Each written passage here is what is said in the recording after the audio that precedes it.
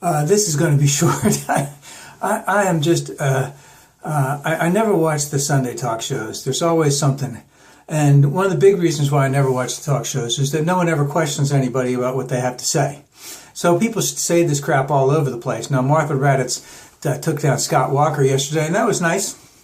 You know, she put, and she wasn't really even giving him very hard questions. Now, the one thing I want to bring up is Congressman Paul Ryan from Wisconsin used the term envy economics. And I just have no idea what that really means, what that means to him, what he's trying to really say. And I guess the idea is greed economics. You know, greed is wanting other people's possessions.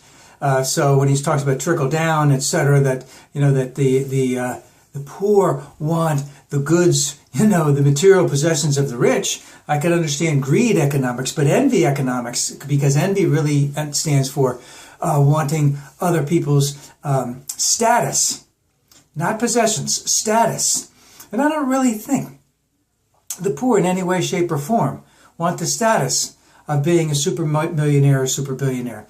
Most poor, they'd be happy just to be able to make a living wage, just to be able to get by without having to think about, meaning I can remember at particular points in time when I was raising my children by myself, when the most I had extra in a given week was like $25.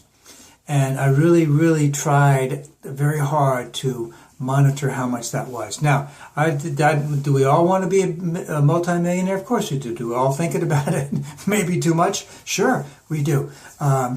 Would we be a lot happier if we could just make enough so that if we needed to spend, you know, $100 on our kids on a given week, it wouldn't ruin the budget? That doesn't mean we'd do it every single week, but you know, things happen all the time. Doctor's appointments, people need shoes, people grow out of things. So, but getting back to Paul Ryan, and this ties into to what the Republicans have been saying all along, is that they really don't want to help the poor. They only want to help the rich. And they have to, and then they blame Obama for class warfare by his what do they call it, redistribution. But at the same time, they refused to do anything to help the poor. And now at the same time, they're actually going after Obama, saying that the rich have gotten richer and the poor have gotten poorer during Obama's watch, whereas they have been the ones who have held up any type of policy that might help the poor, or let's just say the less than middle class, so to speak. But this envy economics, it really rackles me in terms of thinking that the poor always want something for nothing, so to speak. No, if you could pay people instead of $7.50 or $7.85 or whatever which it doesn't even give a person a modicum of decency, and pay them $15, $18, $22 an hour, I don't think that they would be crying that they need more things. But the other aspect of it is that this is a tried and true thing that has been going on with them for a long time, and by that I mean the Republicans. They're actually creating more class warfare. And this whole idea of envy economics is what I would call something that Paul Ryan is supposedly a good Catholic. This is not what the Catholic Church teaches. This is not, you know, what the body of Christ teaches. Now, I've been to Catholic school. I've studied that stuff for a long period of time. And I certainly don't consider myself an expert, but I do know that those good nuns, they always talked about helping the poor. That was back in the 60s when no one knew about politics back then. It was probably rampant. But here's Paul Ryan advocating only for the rich, whereas the gospel of Jesus was very much to help the poor. Very much to help the poor. And I see like a spiritual and a moral bankruptcy to what the Republicans are advocating. I see a real charade, of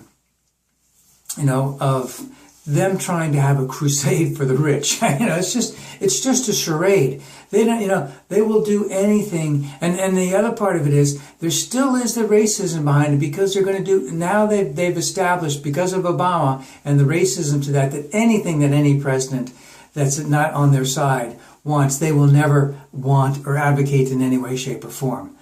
And again, I just want to bring up that last aspect of the envy economics.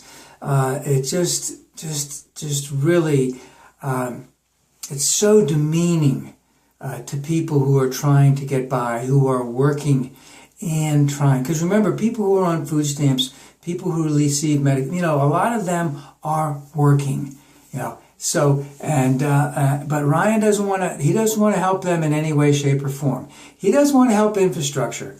His governor is ready to cut $300 million out of the state budget for the school systems, the higher education in Wisconsin. He's probably down with that.